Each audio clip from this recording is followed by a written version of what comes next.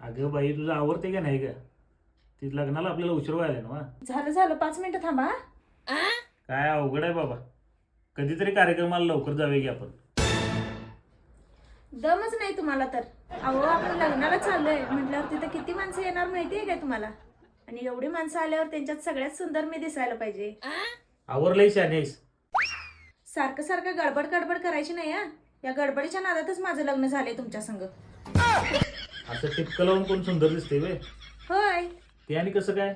तर मी सुरुवातीला चेहऱ्यावर मॉइश्चरायझर लावला पण ग्लो काय दिसतच नव्हता.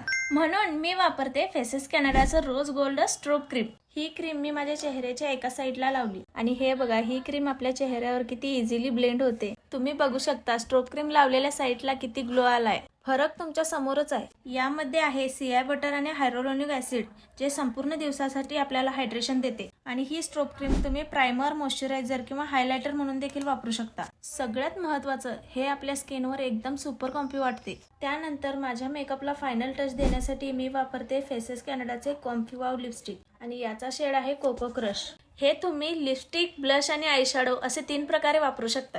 आणि हे तुम्हाला स्वस्त आणि जास्त काळ टिकणारे असे ट्रान्सफर प्रूफ लिपस्टिक आहे.